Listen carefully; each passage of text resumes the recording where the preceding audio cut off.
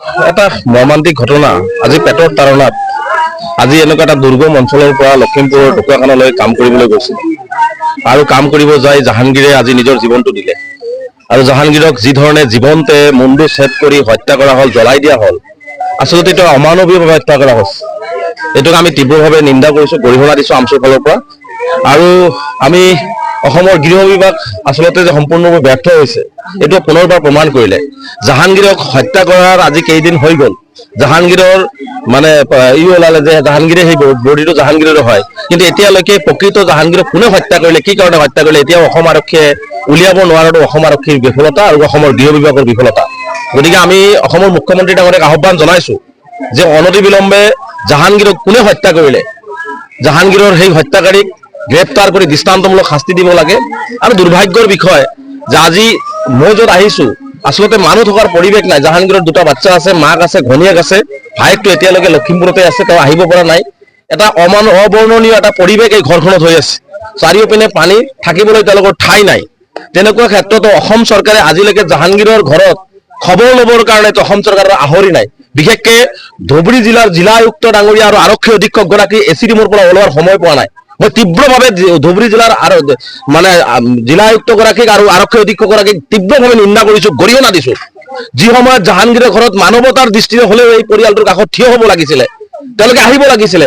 তেওঁলোকৰ ঘৰত এতিয়া কোনো নাই, ঘৰত পানী উঠিছে, ঘৰত থাকিবলৈ ঠাই নাই। বাচ্চা দুটালৈ মাক আৰু ঘনীয়েকজনী কেনেকে আছে, এই খবৰটো লোৱাৰ আহৰি নোপোৱাটো দুৰ্ভাগ্যজনক। এটা জিলা আয়ুক্ত আৰু আৰক্ষী অধীক্ষকৰ পৰা কেতিয়াও সাধাৰণ জনতা এইটো আশা নকৰে। গতিকে মই অসমৰ মুখ্যমন্ত্ৰী ডাঙৰীয়াক আহ্বান জনাইছোঁ যে জিলা আয়ুক্ত আৰু আৰক্ষী অধীক্ষকগৰাকীয়ে কিয় এতিয়ালৈকে জাহাংগীৰৰ পৰিয়ালত খবৰ এটা লোৱাৰ সময় নাপালে, এই পৰিয়ালটো কি অৱস্থাত আছে।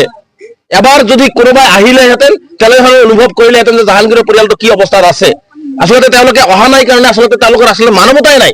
গতিকে অসমৰ মুখ্যমন্ত্ৰী ডাঙৰীয়াক আহ্বান জনাইছোঁ যে অনতিবিলম্বে অসম চৰকাৰৰ ফালৰ পৰা জাহাংগীৰৰ ঘৰত আহি জাহাংগীৰৰ ঘৰৰ পৰিয়ালৰ পৰিৱেশটো চাব লাগে আৰু তেওঁলোকৰ পৰিয়ালক উপযুক্ত, যিহেতু তেওঁ একমাত্ৰ ইনকাম চ'ৰ্চ আছিল এই পৰিয়ালটোৰ, গতিকে উপযুক্ত ক্ষতিপূৰণৰ ব্যৱস্থা গ্ৰহণ কৰিব লাগে। আৰু মুখ্যমন্ত্ৰী ডাঙৰীয়াই প্ৰত্যক্ষভাৱে হস্তক্ষেপ কৰি জাহাংগীৰৰ দোষীক কৰায়ত্ব কৰি দৃষ্টান্তমূলক শাস্তিৰ ব্যৱস্থা কৰিব লাগে আৰু জাহাংগীৰৰ পৰিয়ালক উচিত ক্ষতিপূৰণ দিব লাগে। আজি আমি অসমৰ মুখ্যমন্ত্ৰীক জাহাংগীৰৰ পৰিয়ালৰ কাৰণে, জাহাংগীৰৰ হত্যাকাৰীক গ্ৰেপ্তাৰ কৰাৰ কাৰণে আমি ইতিমধ্যে সিদ্ধান্ত গ্ৰহণ কৰিছোঁ। মেমৰ নাম আজি মুখ্যমন্ত্ৰী ডাঙৰীয়াক সন্ধিয়া আমি মেইল যোগে পঠাম আৰু আমি আশা কৰিম যে অসমৰ মুখ্যমন্ত্ৰী ডাঙৰীয়াই জাহাংগীৰৰ পৰিয়ালটোক ন্যায় দিব আৰু উপযুক্ত ক্ষতিপূৰণ দি দোষীক কৰায়ত্ব কৰিব। লগতে ধুবুৰী জিলাৰ আয়ুক্ত আৰু আৰক্ষী অধীক্ষকগৰাকীক মই আহ্বান জনাইছোঁ, যদি আপোনালোকৰ তিল মানৱতা আছে তেনেহ'লে আপোনালোকে এচি ৰুমত বহি নাথাকি জাহাংগীৰৰ পৰিয়ালত আহি জাহাংগীৰৰ পৰিয়ালৰ এই দুখত সমভাগী হ'বৰ কাৰণে আহ্বান জনাইছোঁ। অন্যথায় জিলা আয়ুক্তগৰাকী আৰু আৰক্ষী অধীক্ষকগৰাকী সাজু থাকক 36 ঘণ্টাৰ ভিতৰত।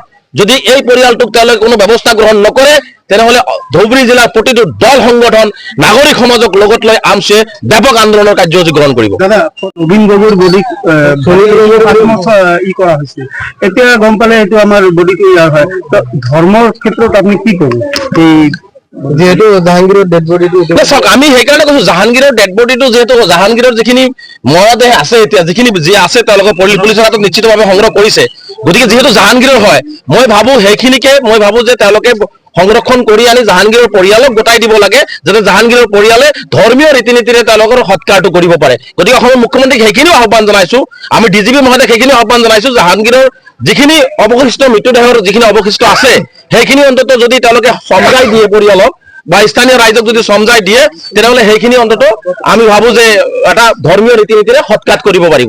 আৰু সুনীল গগৈৰ নামটো চৰ্চা হৈ আছে, কিন্তু আৰক্ষীয়ে মুহূৰ্তলৈকে সুনীল গগৈ দিয়াই আছে নে ক'ৰবাত লুকাই আছে, উলিয়াব পৰা নাই, কেইবাদিনো পাৰ হৈ গ'ল।